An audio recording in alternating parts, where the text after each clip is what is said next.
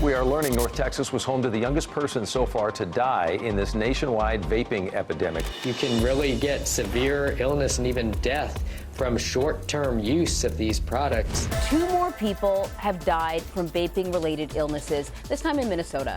Both the CDC and the FDA have issued warnings for people to avoid vaping. Reese says she's lucky to not be a vaping death statistic after her experience left her on life support. They found fluid in my lungs and diagnosed me with pneumonia, and they found out my lungs were collapsing. They put me on oxygen and life support. I thought that I was going to die.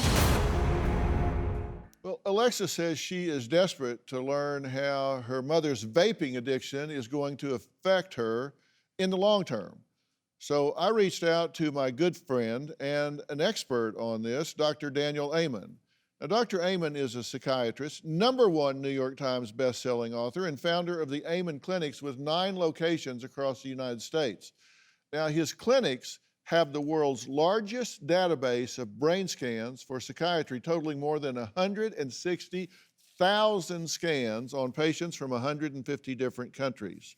Now, Dr. Amen's newest book is Your Brain is Always Listening. Dr. Amen, before I ask you about this specifically, talk to us a little bit about Your Brain is Always Listening. Tame the hidden dragons that control your happiness, habits, and hang-ups, because I love this. And talk to us a little bit about what you're addressing here. Well, thank you so much. Your brain is always listening to the influences, past, present, and even what you're worried about in the future. There's a section on the dragons from the past, which are the big psychological issues like abandonment or being wounded, or mine, the abandoned, invisible, or insignificant dragon. I'm one of 7, and I'm 3rd, which means I was completely expendable and not special. Well, those issues sort of follow you your whole life, and if you never deal with them, one of the dragons is the death dragon. With the pandemic, it's just breathing fire on so many children today. Right. And it's really, so what dragons do you have, and how can you tame them so you can live in the present rather than being haunted by the past? Right. You say that Carissa is actually wearing out the pleasure centers in her brain, and that she vapes to feel normal, not because she really enjoys it. Tell her what you mean by that. Well, you have reward centers or pleasure centers in your brain, and they respond to this neurotransmitter called dopamine. So you're learning that in your substance abuse course, right? But if you put too much dopamine on them, you wear them out.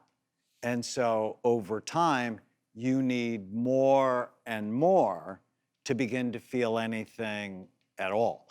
And nicotine releases dopamine a lot. And in the new book, I have an addicted dragon recovery program. So I reimagined the 12 steps. So the 12 steps for addictions was actually developed 85 years ago, and there's no neuroscience. So I thought, well, what if a neuroscientist reimagined those 12 steps? And one of the steps is drip dopamine. So get little bits of dopamine, which from interacting with your children, from going on a date, from eating a wonderful food, as opposed to what you're doing is dumping dopamine. Talk a little bit about nicotine, because she thinks nicotine might not be bad for you. She thinks.